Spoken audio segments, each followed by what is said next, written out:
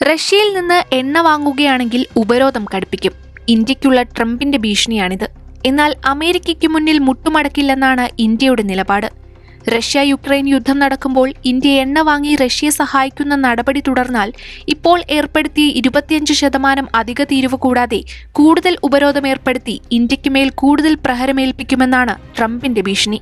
എത്ര നഷ്ടമുണ്ടായാലും ട്രംപിന്റെ ഭീഷണിക്ക് മുന്നിൽ മുട്ടുമടക്കില്ലെന്ന നിലപാടാണ് രാജ്യത്തിനെന്ന് മോദി പറയുമ്പോൾ ഇരു രാജ്യങ്ങളും തമ്മിലുള്ള കച്ചവട ബന്ധത്തിൽ വിള്ളൽ വീഴുന്നു എന്നത് സുവ്യക്തമാണ്.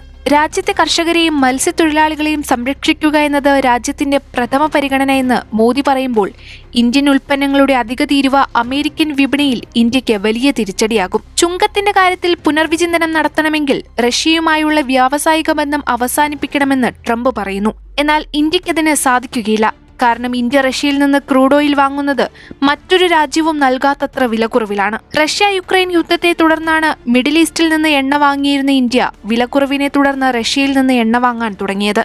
1% കുറവുണ്ടായിരുന്ന റഷ്യയിൽ നിന്നുള്ള എണ്ണയുടെ ഇറക്കുമതി 40% വർദ്ധിച്ചതിന് പിന്നിൽ വമ്പിച്ച വിലക്കുറവാണ്. ഇന്ത്യയും ചൈനയും തുർക്കിയുമാണ് റഷ്യയിൽ ക്രൂഡ് ഓയിലിന്റെ പ്രധാന ഉപഭോക്താക്കൾ. ഇന്ത്യയെ കൂടാതെ 50% നികുതി ചുമത്തപ്പെട്ട രാജ്യം ബ്രസീലാണ്. നികുതി കാര്യത്തിൽ ബ്രസീൽ പ്രസിഡന്റുമായും പ്രധാനമന്ത്രി ചർച്ച നടത്തിയിട്ടുണ്ട്. ബ്രിക്സിൽ തീരുവ പ്രശ്നം ഉയർത്തിക്കാട്ടാനാണ് ബ്രസീലിന്റെ ലക്ഷ്യം. ബ്രസീലിന് പിന്നാലെ ചൈനയും കൂടി നികുതി പ്രശ്നത്തിൽ ഇന്ത്യയെ പിന്തുണച്ചതോടെ ഇന്ത്യക്ക് ലോകരാജ്യങ്ങളുടെ ശക്തമായ പിന്തുണയാണ് ലഭിക്കുന്നത്.